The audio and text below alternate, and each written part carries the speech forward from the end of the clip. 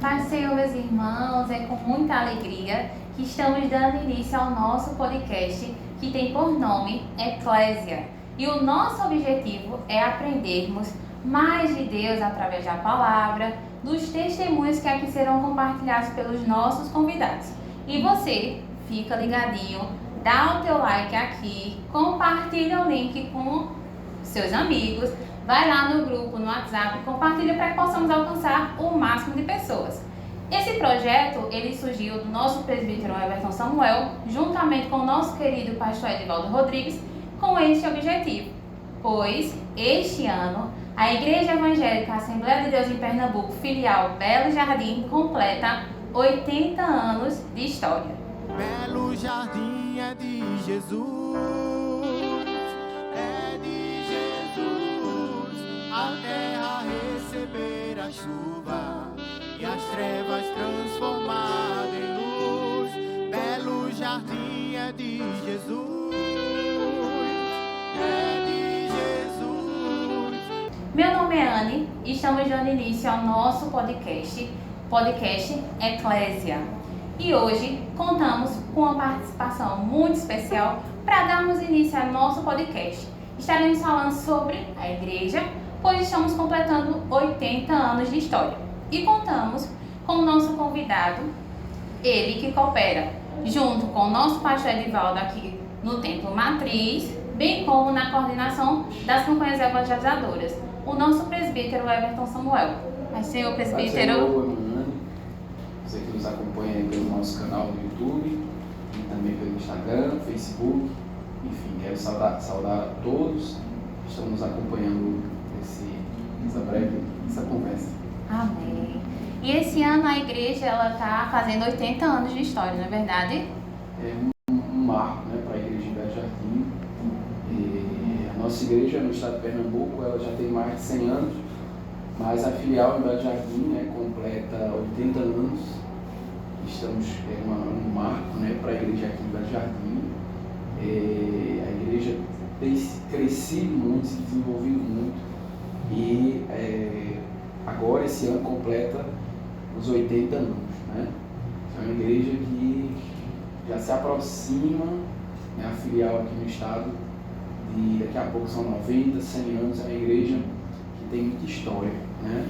É uma igreja que a gente tem muito a comemorar, irmã. Então é um marco para a igreja de Belo Jardim e nós estamos muito felizes com isso, né?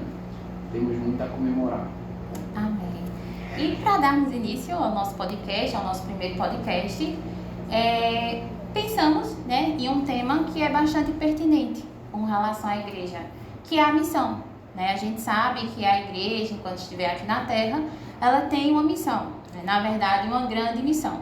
O senhor poderia falar mais um pouco sobre essa missão? A igreja do Senhor Jesus Cristo, quando Jesus ele chama, né, conclama os crentes, ele fala, né, no Evangelho segundo escreveu Mateus, a palavra de Deus nos diz que Jesus disse a Pedro, né, eis que te digo que tu és Pedro, e sobre esta pedra ele estava falando dele mesmo, né? Tem duas interpretações, uma é que Jesus estava falando dele mesmo, e outra é que ele estava se referindo à confissão de Pedro, não a pessoa de Pedro, né, como pedra, como rocha da igreja, mas ele estaria falando sobre o próprio Jesus, que é a pedra angular da igreja, né?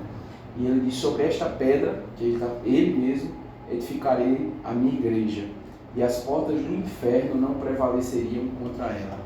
É por isso que a igreja do Senhor, ela permanece, jamais pode ser destruída, né? Mas a igreja em si, ela tem uma missão extremamente importante. Que a missão da igreja, antes de mais nada, é glorificar a Deus, a glória de Deus, né? Enquanto nós estamos vendo as instituições, a gente, cada dia que passa, a gente vai vendo as instituições serem corrompidas, né? Serem destruídas, a corrupção humana, mas Jesus nos garantiu: as portas do inferno não prevaleceriam contra a igreja. E além dela ter essa missão de glorificar a Deus, né, ela também, irmã, tem a missão de proclamar o Evangelho. O ou seja, de ser um porta-voz de Deus para pregar. Você veja que os anjos, a Bíblia diz que eles anelavam pregar o Evangelho, mas essa missão foi dada à igreja, de anunciar, de falar a palavra de Deus, de proclamar o Evangelho. E também, como a igreja ela é a instituição criada por Deus, a Bíblia nos diz que ela é coluna e firmeza da verdade.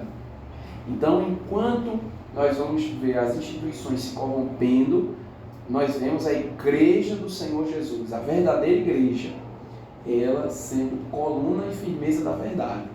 Enquanto está ali o mundo, né, politicamente correto, né, escondendo o pecado humano, a igreja está ali dizendo, não, o caminho é este, a verdade é esta, que está na palavra de Deus. Então essa é a missão principal da igreja, né? Ela é a glória de Deus antes de mais nada e a proclamação do Evangelho aos perdidos, tendo em vista que o tempo se aproxima, o tempo da volta de Jesus está muito próximo, né? É verdade. E pegando um gancho no que o senhor falou sobre o Evangelho, a gente sabe também que, de certa forma, o Evangelho, né, tem crescido, tem se expandido, a propagação do Evangelho. E é bem certo, né, a Bíblia fala que existirá o verdadeiro e o falso Evangelho. Como a gente poderia identificar? Uma certa vez perguntaram,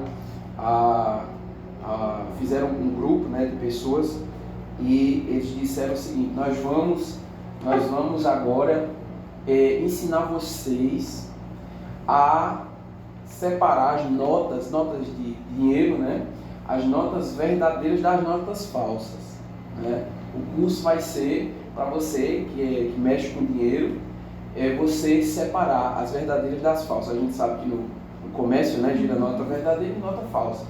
E aí, aquele curso começou o primeiro dia, ele dando a nota verdadeira para aquelas pessoas que estavam no curso. E aí foi o primeiro dia, o segundo dia, o terceiro, até o último dia do curso, eles aprendendo todos os detalhes da nota verdadeira. E alguém questionou e disse assim: mas tudo bem, eu já entendo, já sei a textura da nota, eu já sei o tamanho, eu já sei tudo, eu já sei quando eu coloco ela contra o sol, a marca d'água, tudo, eu já sei. Agora, quando é que nós vamos aprender sobre as falsas? Quais são as características da nota falsa? Aí alguém disse: veja, se você aprender a verdadeira, você vai saber naturalmente identificar as falsas. Então, a primeira coisa é nós identificarmos o verdadeiro evangelho, ou a verdadeira igreja, da igreja que não tem compromisso com Deus, é olhar a palavra do Senhor, que ela é, vamos dizer, o norte, né, para nós entendermos que essas são as características da verdadeira igreja. Então, quando nós, porque veja, a irmã Ana e a todos aqueles que estão nos acompanhando, todos os dias surgem movimentos falsos, todos os dias surgem movimentos que têm o nome de Deus, mas não servem a Deus, todos os dias, e com ideias novas, né? Mesmo que hoje eu estudasse, por exemplo, sobre seitas, eu posso estudar sobre as principais, mas eu não consigo estudar porque cada dia segue um movimento diferente.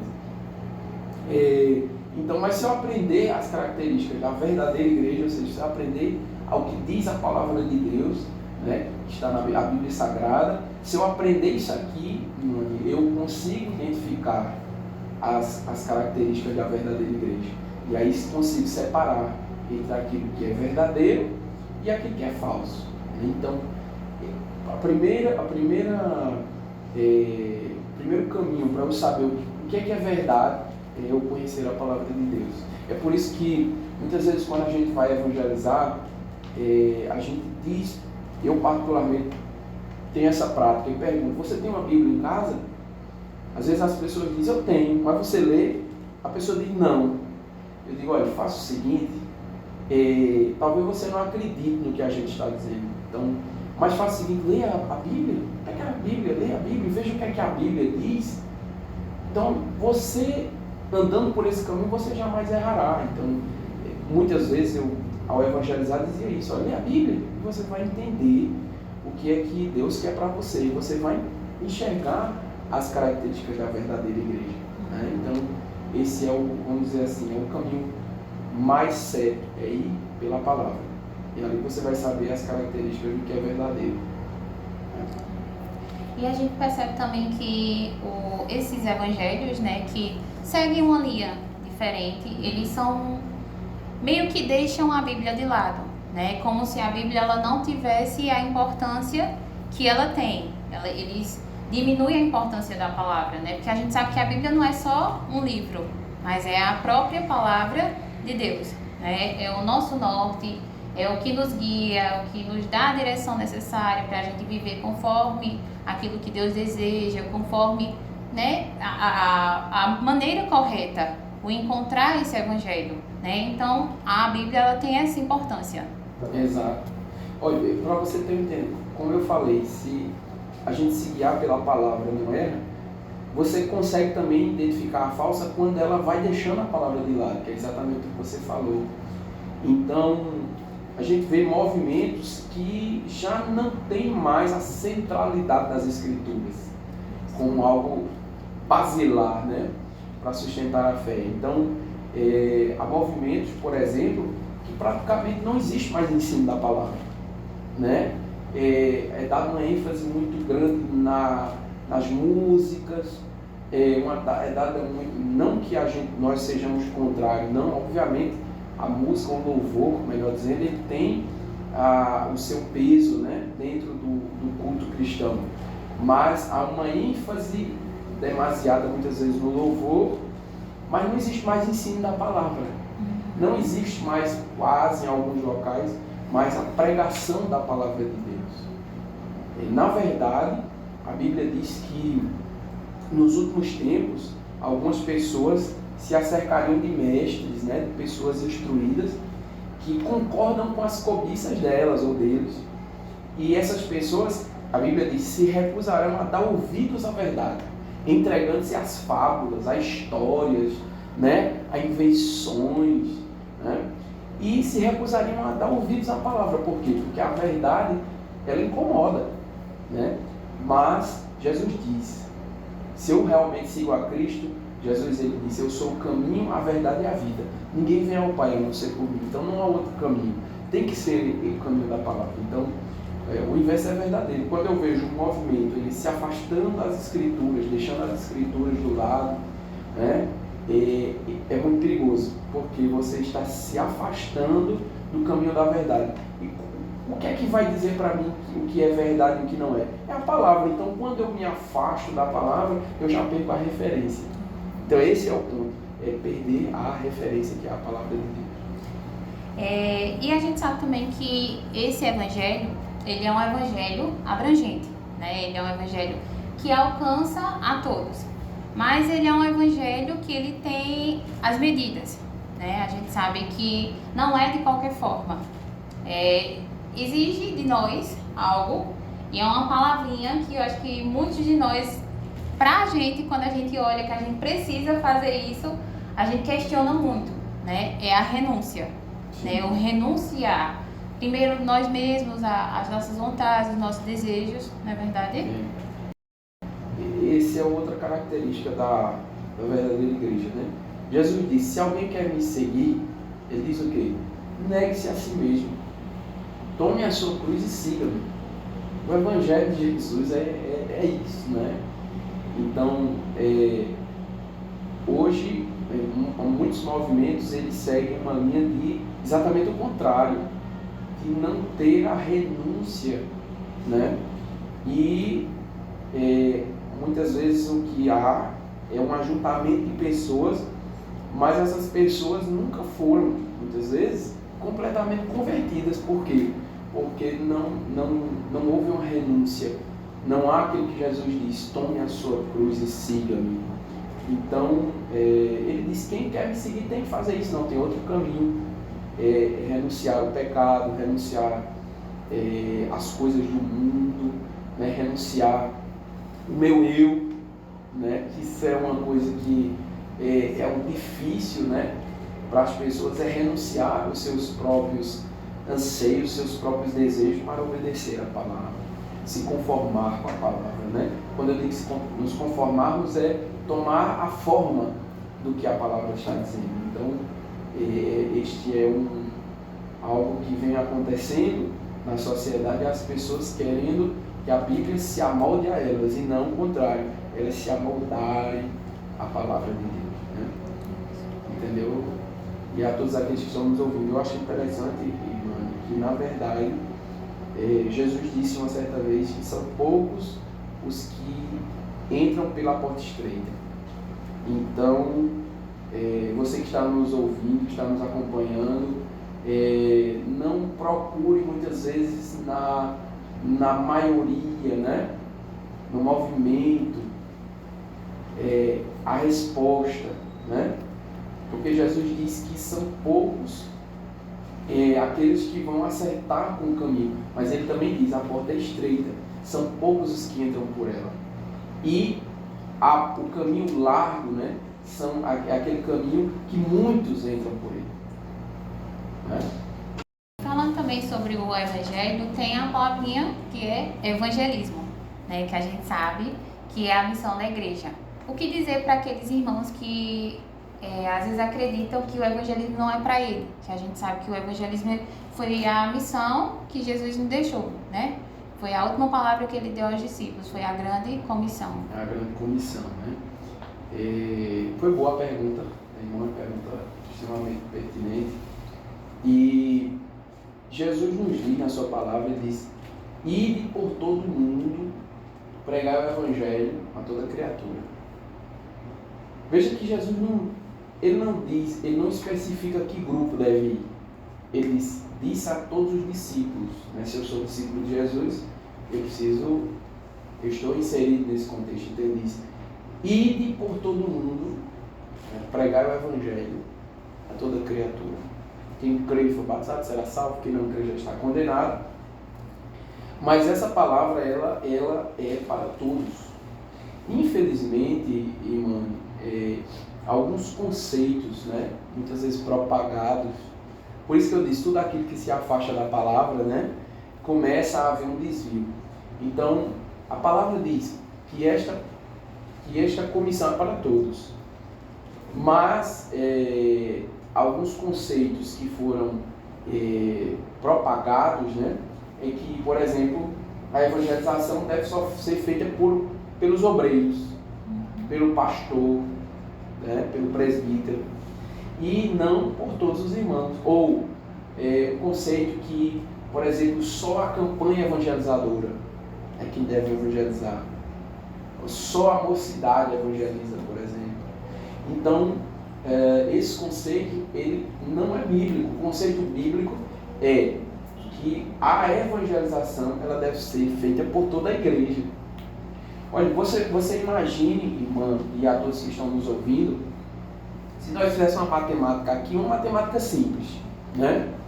Se cada crente ganhasse uma pessoa para Jesus em um ano, o que é muito pouco, concorda? Muito pouco, né? Ganhar uma pessoa para Jesus em um ano. Mas vamos supor que você ganhasse uma pessoa para Jesus em um ano.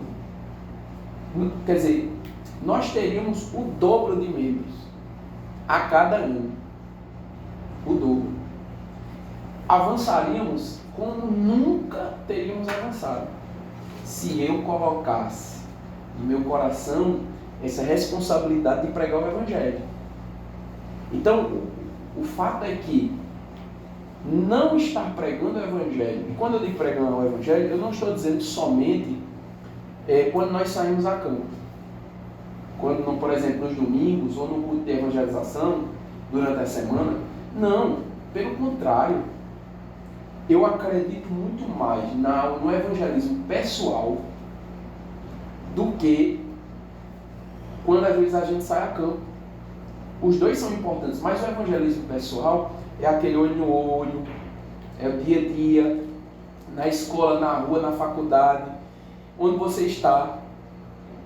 E você vai pregando o evangelho, vai falando de Jesus para alguém, e aquilo ali vai entrando no coração, vai tomando o coração da pessoa. Daqui a pouco a pessoa, ela começa a ler a Bíblia, começa a querer conhecer as coisas de Deus. pouco aquela pessoa se converte. Se nós tivéssemos essa preocupação de ganhar uma pessoa para Jesus, em um ano, a cada ano, nós teríamos o dobro de membros. Mas muitas vezes não há essa preocupação em todos. Isso é um problema. Isso deveria incomodar o nosso coração. De dizer assim, meu Deus, eu não estou pregando para ninguém. Eu não falei de Jesus para ninguém esse ano. Não consigo. Eu não estou falando. Há muitas vezes uma preocupação muito grande. E aqui eu abro um parêntese, que o grande inimigo do Evangelho não é, muitas vezes, outra religião, como alguns dizem, o islamismo. Não é os perseguidores da igreja, não. Sabe qual é um dos grandes inimigos que o Evangelho tem, a igreja tem? Se chama o secularismo.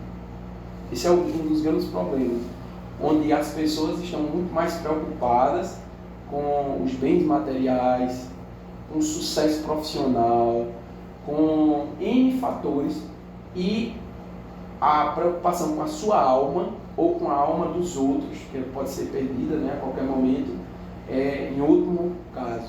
Então esse é o grande inimigo da igreja, é o secularismo.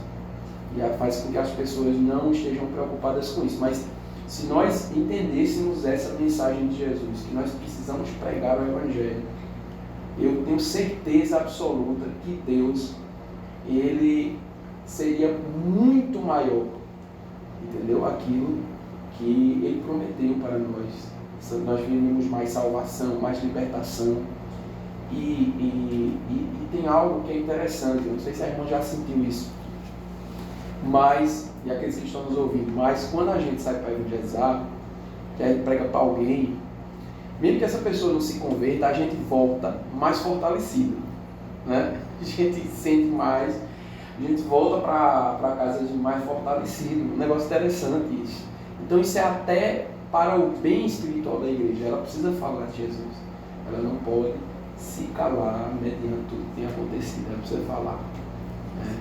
Esse entendimento que poucas pessoas, infelizmente, têm ainda. Mas está na palavra, né? Está na palavra. Então é isso. Nós precisamos evangelizar, sair a campo, falar de Jesus e usar as oportunidades que nós temos de falar de Jesus. Toda oportunidade.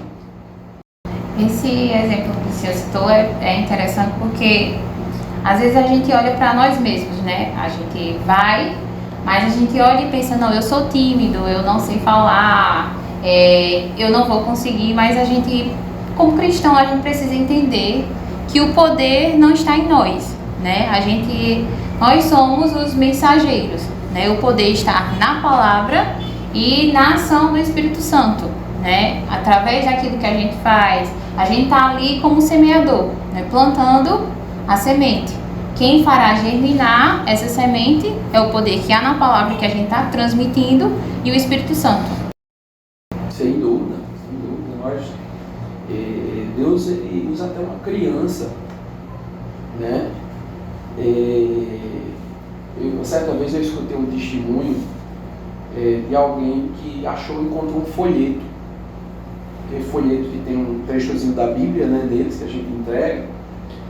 E a pessoa encontrou aquele folheto amassado. Alguém pegou, amassou e jogou no chão. E aquela pessoa viu aquele folheto, pegou aquele folheto e abriu o folheto. E quando leu a mensagem, creu. E procurou a igreja para aceitar Jesus. Veio com um folheto. Ele pegou e encontrou no chão. Eu posso dar um testemunho que eu fui alvo, quando eu não servia a Deus, de alguém que me entregou um folheto. Eu estava trabalhando, né, com meu pai, e naquele momento ali alguém passou e entregou um folheto. No começo eu não prestei atenção na mensagem, né, guardei por educação, e depois eu tirei aquele folheto. Eu lembro a mensagem que tinha. E a pessoa me convidou para ir à igreja. Eu não fui naquele dia. Na verdade eu só me converti um pouco depois, mas aquela mensagem ficou no meu coração, que aquela mensagem falava que Jesus era a figura mais importante do mundo, pelo que ele fez, e da forma como Jesus morreu, foi crucificado, e aquele folheto dizia que Jesus era para ter sido esquecido pela história, porque ele morreu numa morte de cruz, uma morte humilhante, mas porque ele era o Filho de Deus. A história foi dividida em antes e depois de Cristo, né? Então, tinha todos os elementos para que a morte de Jesus fosse esquecida, mas não foi. Por quê? Porque ele era o Filho de Deus. Então, aquilo estava escrito no folheto, e aquela mensagem, ela ficou no meu coração. Passaram-se alguns dias, eu comecei a frequentar a igreja, e quando alguém, um certo culto fez o apelo, eu aceitei a Jesus. Um folheto. Então veja que não é a capacidade nossa, né? Eu não sei falar, eu não sei, mas você pode entregar um folheto e dizer assim: Jesus te ama. Basta uma palavra, né? Basta uma palavra, uma atitude, né? De você dizer para alguém: Jesus te ama e quer te salvar. E essa atitude, talvez a pessoa ignore no momento, mas depois, né, o Espírito Santo trabalha no coração e a pessoa vem aceitar aquela palavra. Porque sempre achamos que precisamos usar grandes palavras, né? Mas se olharmos para a nossa trajetória, para a nossa vida, teremos sempre algo para contar daquilo que Deus fez, né? Se a gente contar só da nossa salvação, não diminuir na salvação, que é o maior ato de Deus por nós. Se a gente falar da nossa salvação, a gente já tem muito a dizer. Mas todos os dias Deus ele nos dá a prova de que nos ama, do seu cuidado. Então sempre há algo a dizer, não é verdade? Sem dúvida. Por mais simples que seja o irmão, né? Ele tem alguma coisa a dizer do que o Senhor fez na vida dele ou dela, né?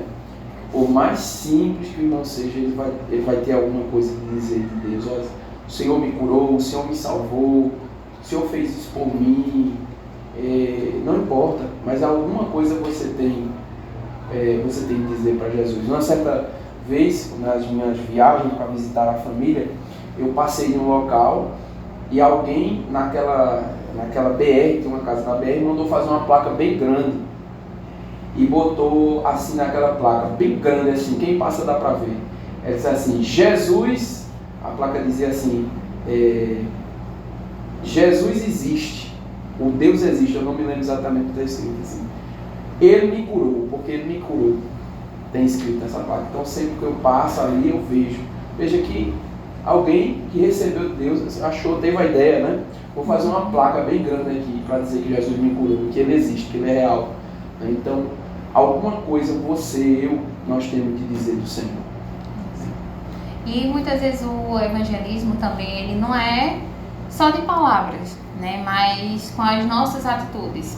Porque quando a gente aceita Jesus, a gente recebe o Espírito Santo, então passa a existir uma diferença, né? O Espírito Santo, ele é como aquela luz que Jesus usou, aquela parábola. Não dá para esconder ela embaixo de uma mesa, ele vai refletir. Então, quando a gente aceita Jesus, a gente tem em nós o Espírito Santo. Isso passa a fazer a diferença. Isso também, a nossa conduta, a nossa maneira de viver, também é uma forma de evangelismo. E a mais poderosa, né? Não adianta eu falar de Jesus e não me parecer com ele, né? Fica algo extremamente estranho, né? Para não dizer outra coisa. Eu falo de Jesus e tenho um comportamento diferente. Jesus condenou isso muito dos fariseus, por exemplo, né? Em alguns momentos ele diz: você que diz que não se deve roubar, você que diz que não deve fazer isso e faz, né? Então Jesus condenou o que a Bíblia chama de hipocrisia, né? Eu dizer alguma coisa e ter um comportamento diferente. Mas, na verdade, o meio mais poderoso de evangelização é o nosso testemunho.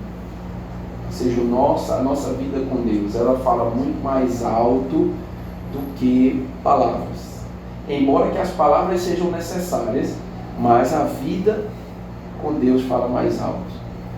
Quantas pessoas, talvez a gente nem imagine, mas são influenciadas pela nossa vida. Não falam nada, mas são pessoas que são influenciadas pela nossa vida ao nos ver caminhando para a igreja, servindo a Deus, tendo um comportamento diferente. Então, esta é algo, às vezes, um testemunho é algo poderoso na pregação do Evangelho. Eu diria, talvez, aquilo que é basilar, né, na pregação do Evangelho.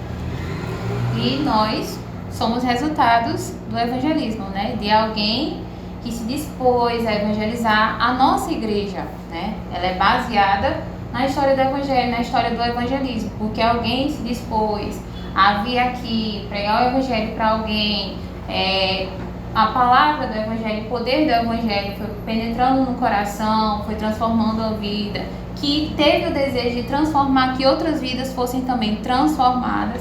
E esse é o resultado, né? Então, para que a igreja cresça, para que a gente contemple o avanço da igreja, maior, que ela alcance mais pessoas, o evangelismo é essencial. Sem dúvida. E os pregadores, né, às vezes fazem uma analogia com o Jordão que deságua no Mar Morto, né? Então, aquelas águas que descem para o Mar Morto, elas ficam ali. E no Mar Morto é praticamente um grande lago, né, sem vida, né? Por quê? Porque as águas que descem para ali ficam presas ali, ficam represadas ali, acumulando sais, né? E não tem vida ali. O índice a quantidade de sal na água é muito elevada, né? É uma água extremamente salgada e não tem vida. Do mesmo jeito, a igreja que ela não evangeliza, que ela não prega a palavra, ela é como se estivesse morta. Ela está morta. Então, você deixa de cumprir algo que Jesus ele nos recomendou muito intensamente, que foi a evangelização. Eu não recebi de Deus, então se eu recebi de Deus, eu preciso compartilhar o que eu recebi, né? Então, a igreja, e especificamente a Assembleia de Deus, ela é uma igreja que tem como um viés extremamente forte a evangelização, a pregação da palavra, o compartilhar o evangelho. E esse compartilhamento, esta evangelização, faz com que a igreja ela cresça, ela se desenvolva, né? ela aumente. Como a irmã bem falou, nós somos frutos dessa evangelização, né? Eu queria contar aqui uma pequena experiência, que quando eu tinha meus 16 anos, né, eu não conhecia o evangelho assim. O que eu conhecia de Jesus é o que eu via nos filmes, aquele filme de Jesus e tal. Eu não conhecia muito pouco, não lia Bíblia, nada, mas aprove a Deus, quando eu estava de férias principalmente, minha mãe ia trabalhar, ela trabalhava em outra cidade, e nós íamos num carro que era fretado, né? E o motorista era crente. E aí minha mãe ia trabalhar, ficava lá trabalhando, e eu ficava um tempo ali naquela cidade, aí dava uma circulada na rua e tal. E quando não estava assim, sem muito o que fazer, que minha mãe só terminava o trabalho no final do dia, eu ia conversar com aquele irmão, né? Esse irmão que me evangelizou, ele não é assim um irmão que tem um grande pregador de púlpito. É um irmão, mas ele tem um dom.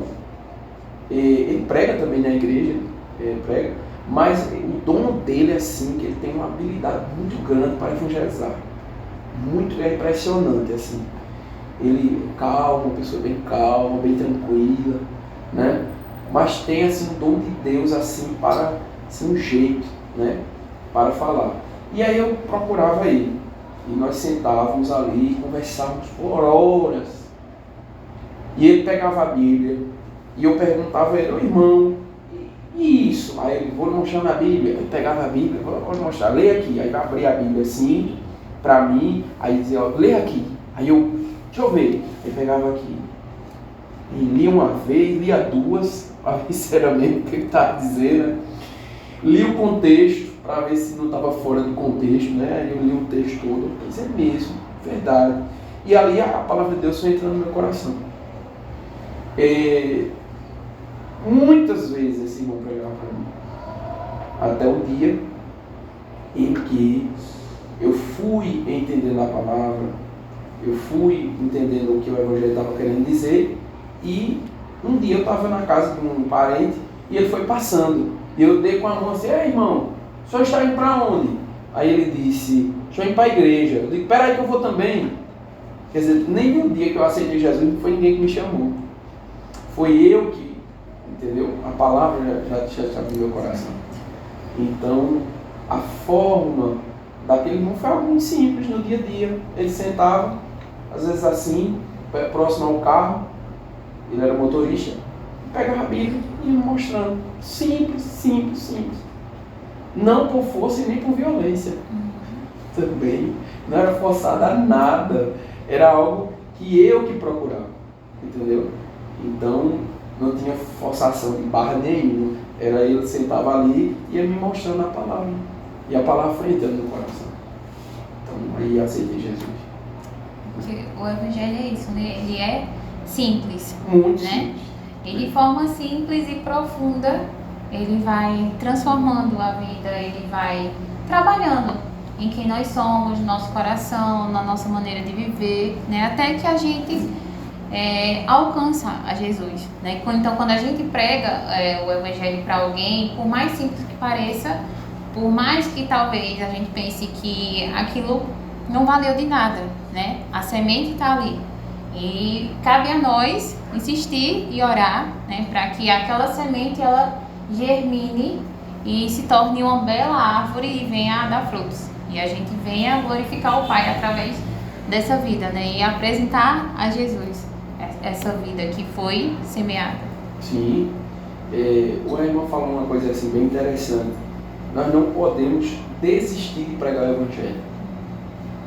Porque a alma que está relutante hoje pode estar aberta amanhã para receber a palavra. Eu conheci uma irmã, há uns anos atrás, que as pessoas pregavam para ela, ela dizia, não adianta pregar para mim, eu não quero. E alguém, um dos irmãos que estavam naquela sala, pregando para aquela jovem, disse assim, rapaz, sabe do orgulho, não adianta mais pregar para essa irmã, para essa pessoa não, para essa jovem, porque ela não quer nada com Jesus, deixa ela para lá. Mas um dos irmãos que estava ali disse assim, nós não podemos deixar. Nós temos que insistir. Resumo, esta jovem passou um pouquinho de tempo depois e eles foram lá pregar o Evangelho e ela aceitou Jesus. Porque naquele dia que ela aceitou, Deus fez algo no coração dela e aquilo que estava fechado, o Senhor tocou no coração dela e ela passou a ser, vamos dizer assim, a querer ouvir. Então nós não podemos desistir de pregar o Evangelho. Sobretudo porque cada dia que passa, vão nascer novas pessoas, uma nova geração vai se levantando e essa geração, ela precisa ouvir o Evangelho. Então nós não podemos nos calar, né? Não podemos desistir de pregar o Evangelho.